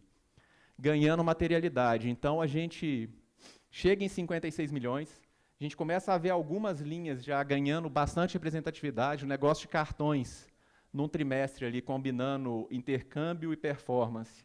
A gente já com quase 25 milhões, o negócio material, o floating, super representativo, 15 milhões, 5 milhões e meio de receitas de seguros. E o que é legal ali é que a gente já vê o outros com 11 milhões. Qual que é um grande objetivo nosso? Ganhar mais cores independentes ali. Então, a gente tem alguns candidatos no curto prazo para aparecer com uma cor individualizada, investimentos, com certeza, marketplace também tem certeza que a gente não vai demorar para colocar ali com uma materialidade já individualizada, que é o que a gente persegue. E a gente chegou em 30% da receita líquida total em serviços. Isso até antecipa um pouco a velocidade que a gente achou que fosse acontecer pós-IPO. A gente tem crescido mais rápido do que a gente imaginava a participação das receitas de serviços no total. Sobre o crédito, a gente continua com esse crescimento linear, né? Agora, o que foi super legal nesse terceiro trimestre? A gente chegou em quase 44% de crescimento, então quase 4 bi e 400 aqui de crédito, seguindo nossa estratégia, então prioritariamente produtos colateralizados, então ali 54,5% no imobiliário, que é nosso carro-chefe, a gente fazendo várias melhorias na parte de cartão de crédito e aprendendo com o timing correto toda a parte de modelagem. A gente já falou bastante esse ano sobre a chegada do Rogério, sobre a implementação dos modelos internos. Então, a gente continua crescendo na frente de cartão de crédito, dentro da estratégia do banco, limitando perda, aprendendo de forma responsável a tocar o produto. Nossa margem financeira sai de 115 para 150 e a qualidade da carteira continua ali comportada mais ou menos no mesmo padrão no último ano. Custo por cliente, né, esse OPEX, que a gente falou que é importante manter ele lá embaixo. Em queda livre, então a gente reduziu 50% em um ano. E o que é legal também aqui, que eu gosto de falar, é que na hora que a gente olha para 173, está longe do fundo do poço, porque tem muita coisa ainda para a gente poder fazer. Na hora que a gente trabalha em processo orçamentário nosso, a gente começa a ver, a gente tem até falado nisso, né, a gente começa a ver linhas que eram irrelevantes ir para a casa dos dezenas de milhares, centenas de milhares, dezenas de milhões de reais. E isso traz um pouco do que estava até num dos slides do João Vitor, que é capacidade nossa de ter poder de negociação, capacidade nossa de trazer uma tecnologia nova que transforma completamente o gasto. E a gente tem feito isso, né? Então, a gente já começou a fazer isso. O exemplo do saque é conhecido, mais de R$1 milhão de economia por mês. Exemplo de SMS, também já estava virando uma conta, por incrível que pareça, de quase R$1 milhão. E é uma conta que vai ser uma conta menor do que R$100 mil. E, junto com essas, tem N outras, que a gente tem time, vontade, então não vai faltar. É só tempo para a gente poder ir encaixando cada uma dessas melhorias, e são diversas, o que faz a gente acreditar que 173 ainda é o meio do caminho. E, por fim, geração de valor, né? A gente teve receitas... Na verdade, isso aqui é o patrimônio líquido, agora que eu estou vendo aqui. Nosso patrimônio líquido saiu aqui dos 973 no segundo trimestre. A gente foi para 2 bilhões, com 2 bilhões e 200 com o follow-on. Então, isso deixou a gente super pronto para crescimento. A gente está com Basileia ali de 43,4%. A gente tem, então, lastro para poder dobrar a nossa carteira de crédito, e o que vai conseguir, sem dúvida, gerar muito valor. E traz lastro, né? Traz lastro para novos clientes que gostam de... O banco começa a ganhar uma robustez que traz confiança. A gente teve até um upgrade na nossa nota de rating agora deve ter mais ou menos 20 dias. E acho que é isso, gente. A gente está super animado para poder continuar entregando nosso crescimento, continuar entregando resultados, entregar essas economias e tocar um 2020 que seja ainda mais bacana do que o 2019. Agradecer a todo mundo e passar aqui para a Helena e para a Clara, que vão falar um pouco sobre algumas novidades da área de RI. Obrigado, gente.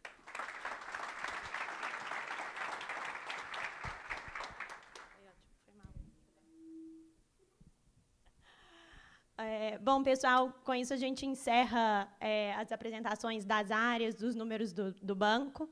Mas antes da gente ir para perguntas e respostas, eu queria falar um pouquinho, agradecer a equipe toda de RI que colocou esse evento de pé hoje, junto com a nossa equipe de eventos que fica dentro do marketing, e chamar a Clara aqui no palco para apresentar um projeto que era importante para a gente esse ano, que a gente queria lançar um novo site de RI, para que a gente possa melhorar a nossa comunicação com todos vocês. Obrigada, Helena. Boa tarde, pessoal. É com enorme prazer que a gente apresenta aqui hoje o nosso novo site de RI. Ele pode ser acessado através do site institucional, no botão Investidores, ou também através do link ri.bancointer.com.br. Em linha com os nossos pilares, um dos nossos pilares é a experiência do usuário, então a gente buscou trazer aqui melhorias quanto à usabilidade e acesso às informações do nosso site. Na página inicial, a gente tem agora alguns shortcuts, e no nosso menu, a gente está muito mais intuitivo. Se você é uma pessoa que ainda não conhece direito sobre o Banco Inter, a gente tem a nossa seção do Banco Inter, contando um pouquinho a nossa trajetória, as nossas estratégias, e ensinando um pouco como analisar o Banco Inter, já que a gente fala tanto que a gente é a melhor interseção do mundo entre um banco tradicional e uma fintech. A gente também deve ser analisado um pouco, pegando alguns indicadores que o próprio João Vitor e alguns diretores falaram, que não são tão usuais para um banco tradicional. Se você já está acostumado a analisar o Banco Inter, a gente tem, com uma facilidade, os arquivos CVM. Na seção de arquivos CVM, vocês vão encontrar o nosso formulário de referências, nossos fatos relevantes, comunicados ao mercado, atos homologatórios, entre outros documentos.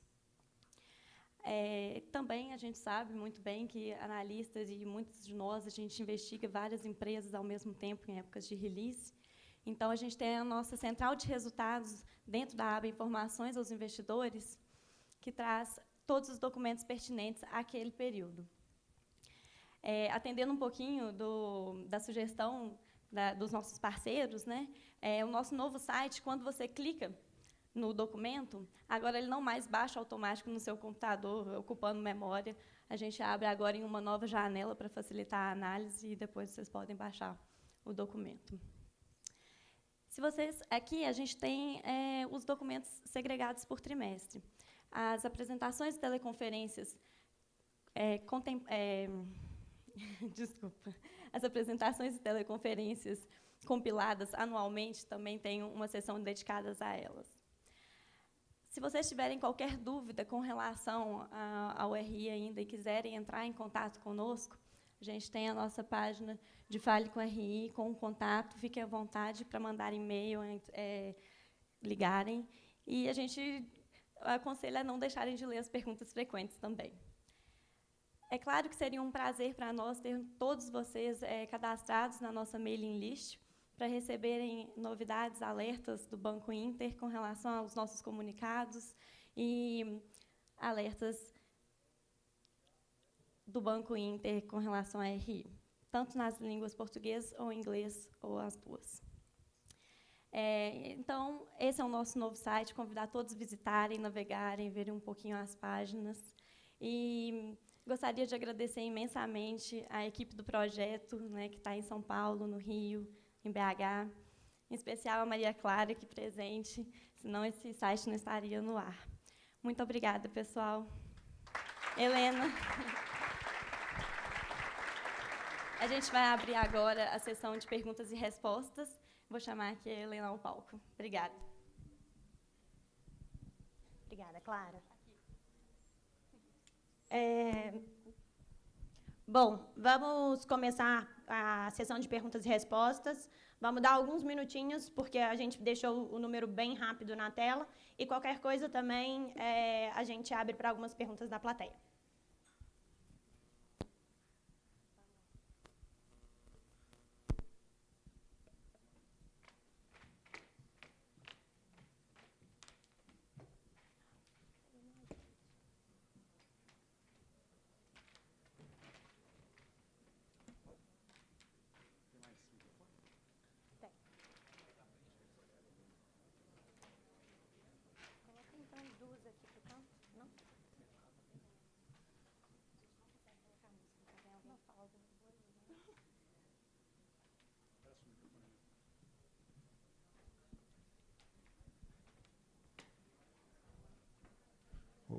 Helena, vamos já sentar aqui. A gente vai começando com as que já tem.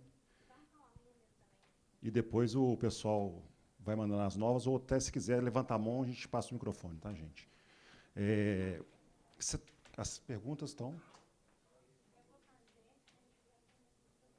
Precisa de mais um microfone? Tem, gente? Falou?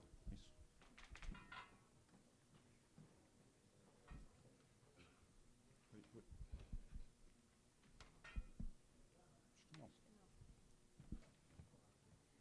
Oi.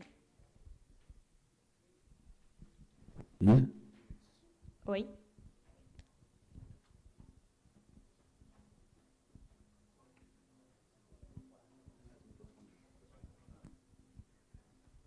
Bom, acho que está um pouco difícil de ver o número ali de trás, então vamos começar com uma pergunta da plateia, e aí, na sequência, a gente faz as perguntas do WhatsApp.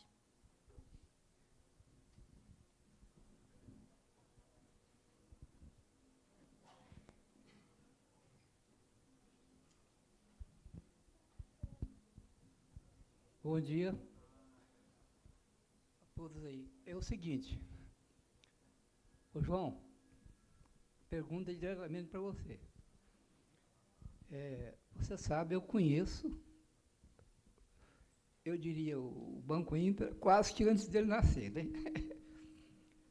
E realmente, nos últimos tempos, é um fenômeno. Só que eu já vi, principalmente no mercado de capitais, não só na área bancária como em outras, vários fenômenos. E alguns desenvolveram, se estabilizaram, outros murcharam.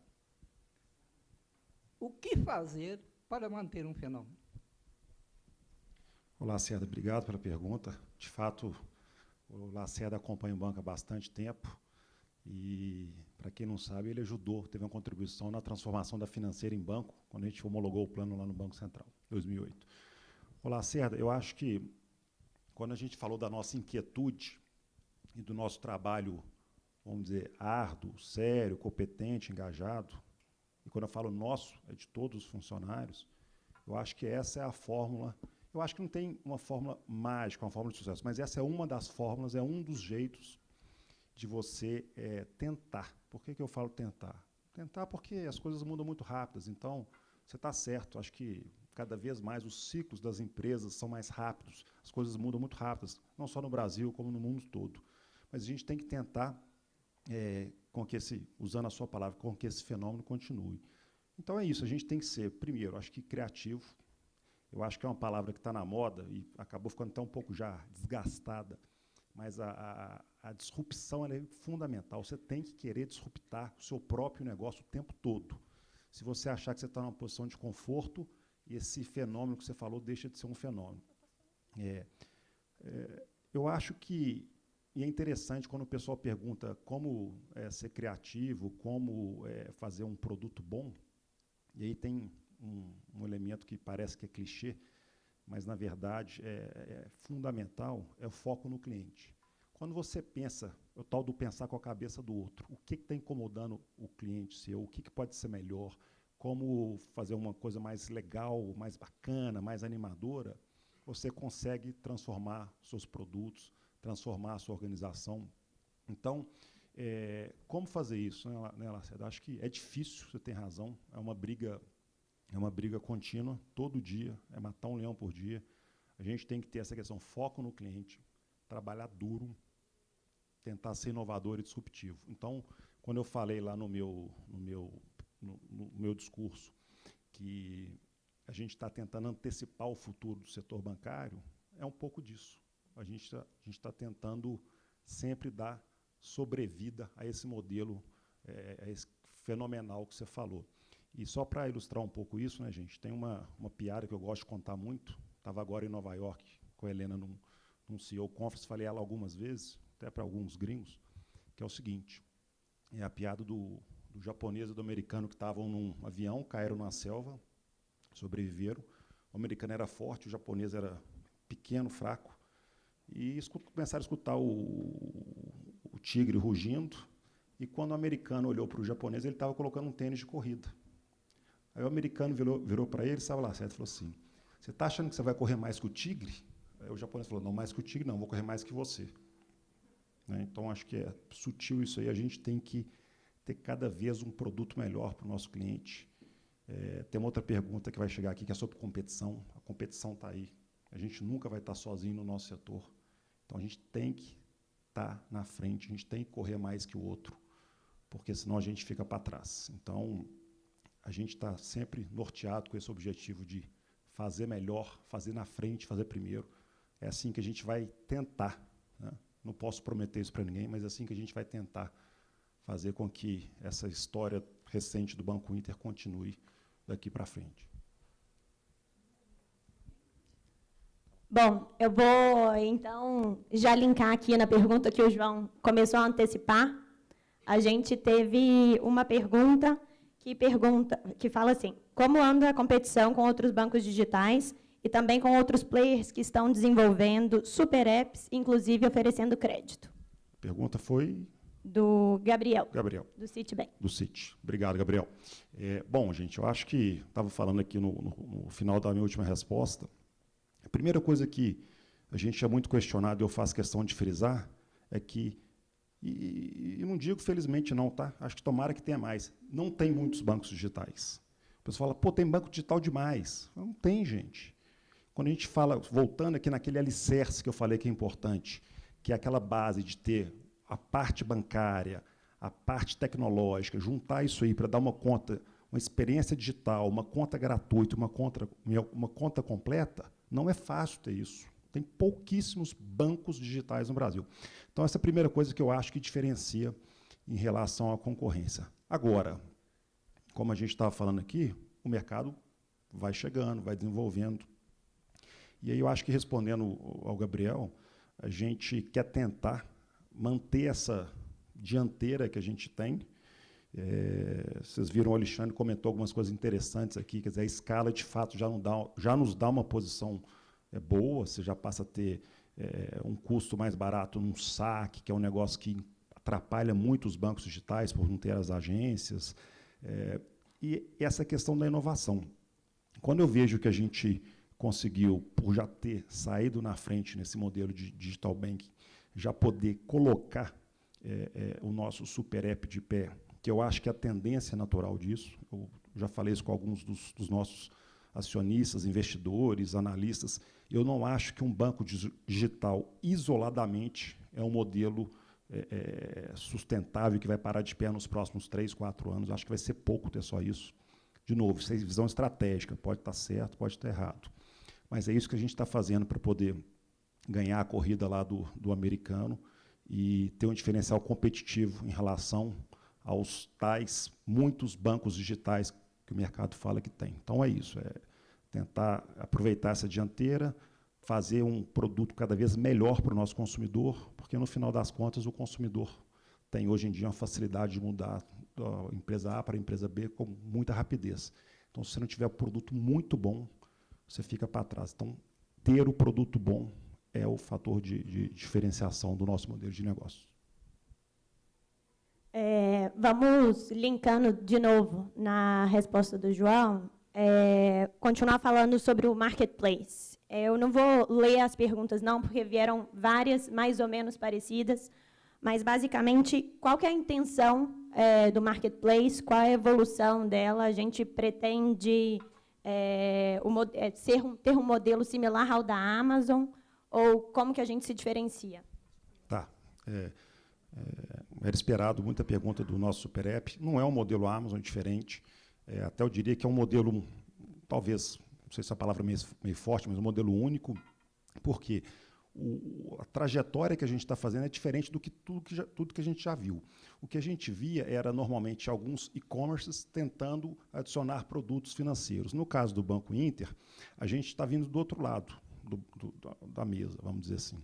A gente é um banco já com pagamento, com crédito, com recorrência, com uso de serviços já estabelecido, e a gente está indo agora para os serviços não financeiros. Então, realmente é diferente de uma Amazon, até pelo fluxo de como a gente está endereçando os serviços financeiros e não financeiros. E que era outra pergunta, né? Sobre a Amazon e... Qual era a nossa estratégia? A estratégia. E a estratégia é o seguinte, né, gente?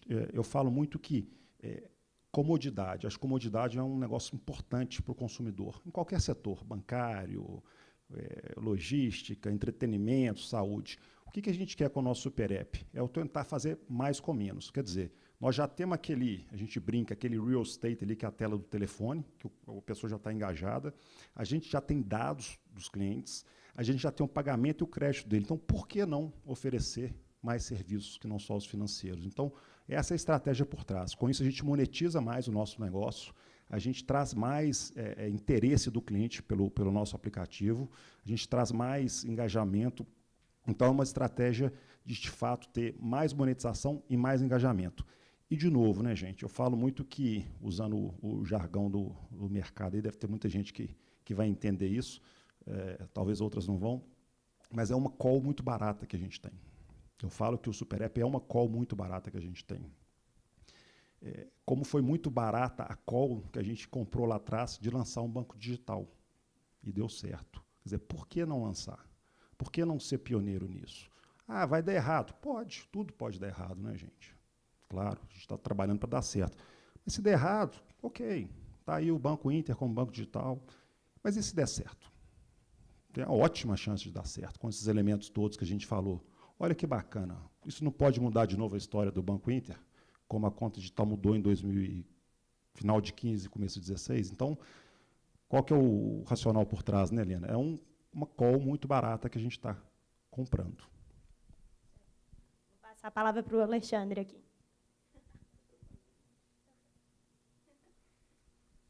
Não, tem uma pergunta aqui, gente, do Olavo Artuso, do UBS. Pensando em aumentar a liquidez do banco e também levantar capital para alavancar balanço e expandir a carteira de crédito, em meio a um cenário de expansão no ciclo de crédito do Brasil, o Inter estuda uma possível listagem nos Estados Unidos com ADRs?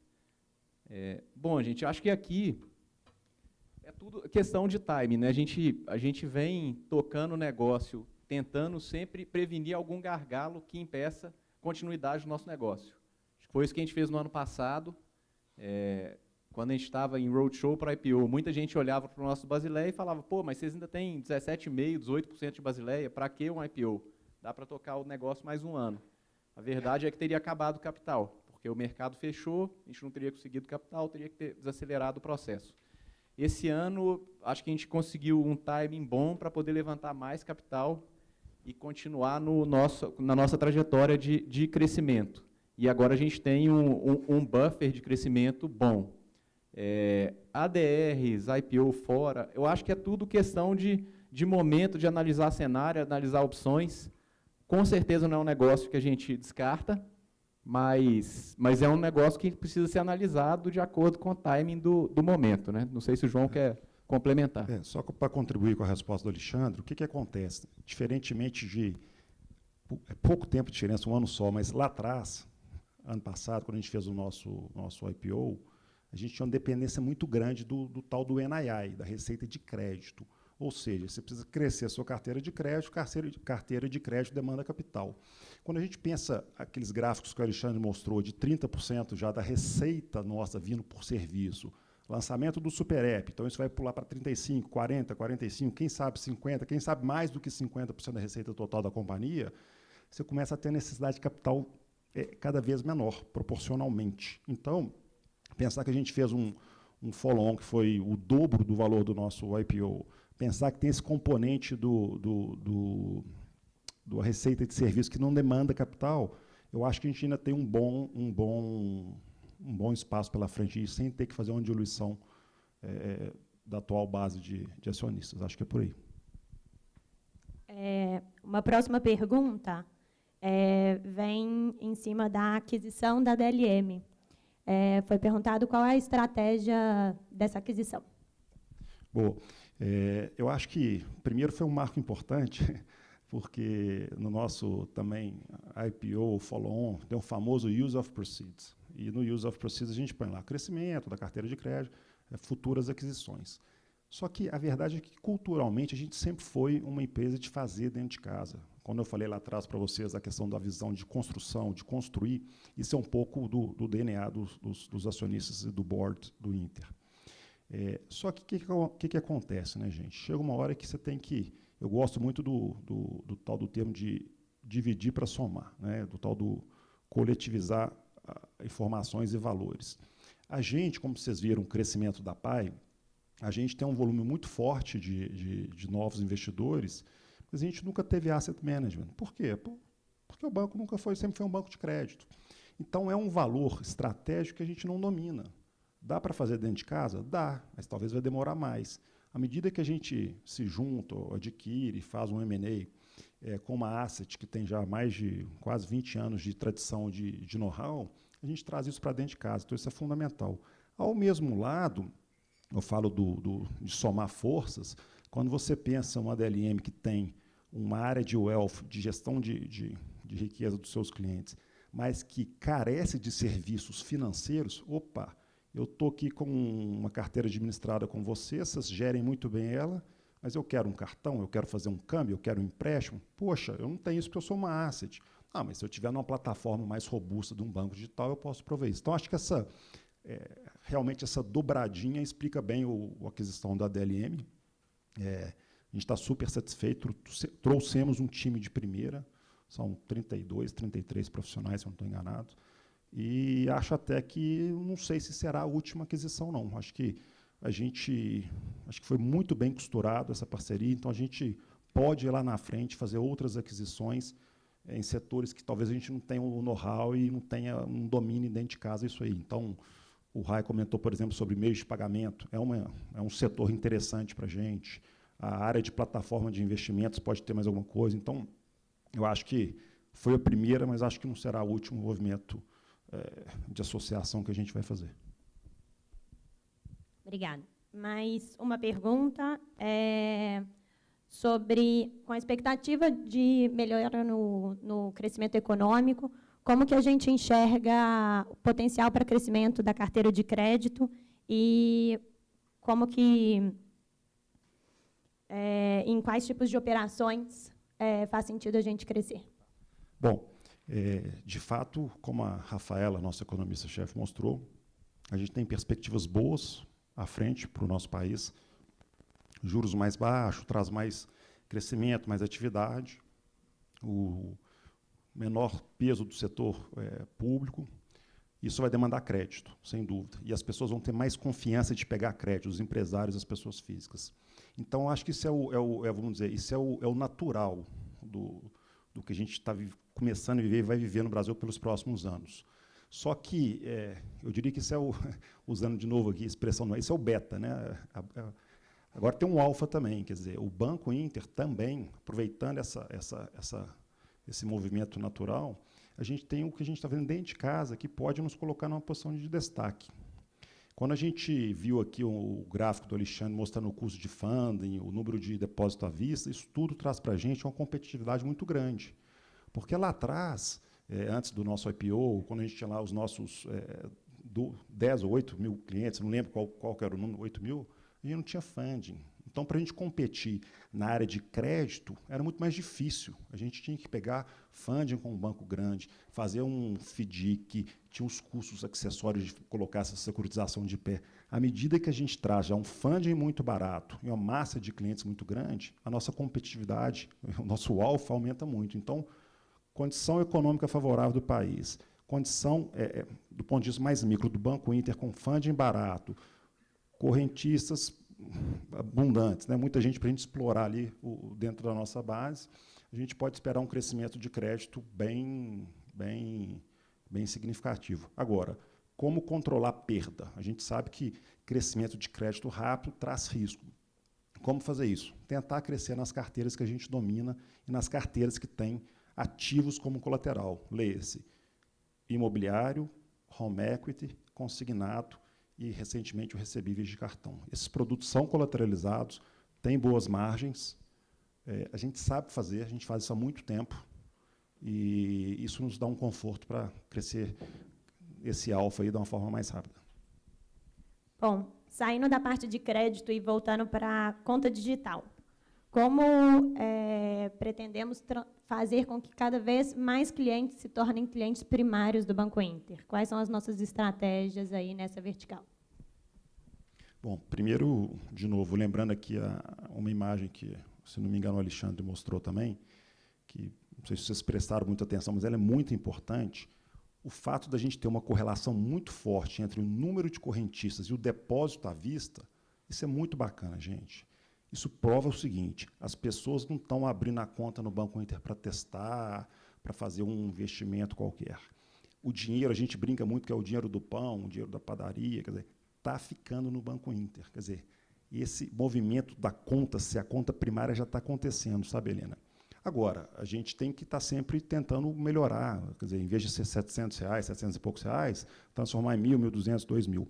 Como é que a gente faz isso? Colocando mais produtos, fazendo com que aquele conceito do completo, que sempre pautou o nosso crescimento digital, gratuito e completo, que ele seja cada vez mais completo. Então, quando a gente coloca, por exemplo, uma plataforma de investimentos, o produto fica mais completo. Então, as pessoas passam a usar mais. Então, primariza ainda mais o Banco Inter. Quando a gente coloca uma plataforma de seguros, eu falei lá, o App Assurance, as pessoas passam a fazer os seguros no nosso app. Então, primariza mais ainda. Quando a gente coloca um super app, por exemplo, a pessoa, de repente, está comprando uma passagem, alugando um carro, comprando um tênis, primariza mais ainda. Então, eu acho que isso é uma evolução contínua. Acho que a gente já percorreu grande parte do caminho de ter uma plataforma completa.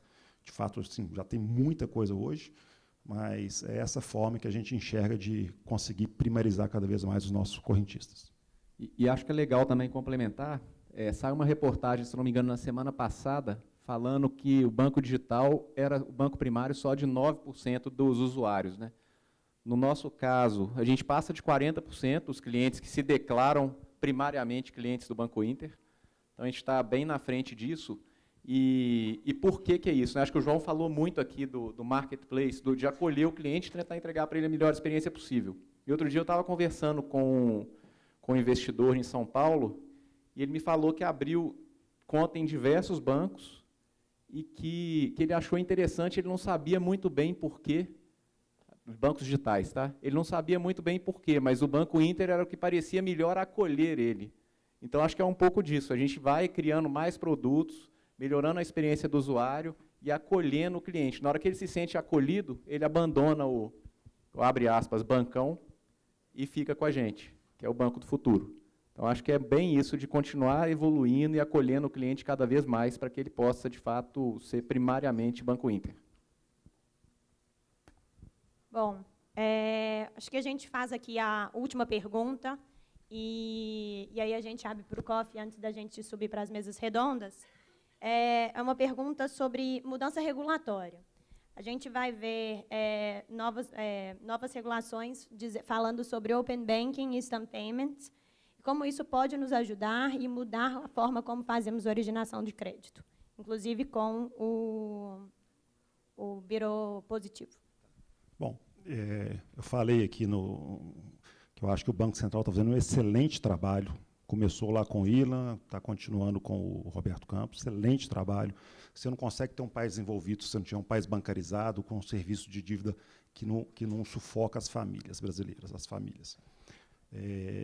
Tem duas iniciativas que estão mais faladas aí na imprensa, né, recentemente, o Open Banking e o pagamento instantâneo. Eu gosto muito do Open Banking, mas, no caso especificamente do Banco Inter, eu acho que ele tem um pouco menos para aproveitar, porque, de novo, a gente tem o nosso lado bancário, a gente já tem acesso ao sistema, acesso ao Banco Central, ao SCR, para ver quem está em qual linha. Para as fintechs, acho que ela tem um pouco mais de relevância, é positivo, mas para o Banco Inter, eu acho que o impacto do Open Banking é um pouco menor.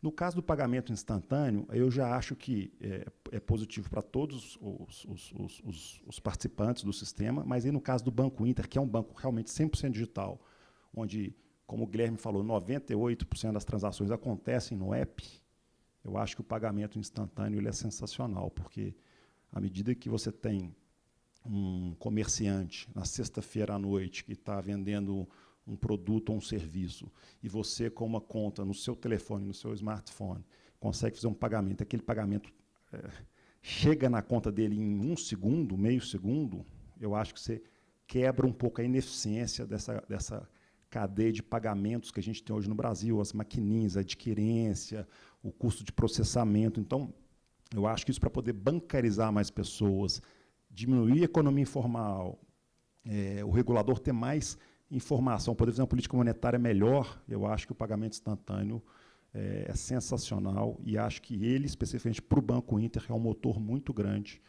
para poder dar mais uso ainda para os nossos correntistas. Quer dizer, o telefone passa a ter ainda mais uso fora do horário bancário. Acho que é sensacional. Então, acho que são dois excelentes projetos.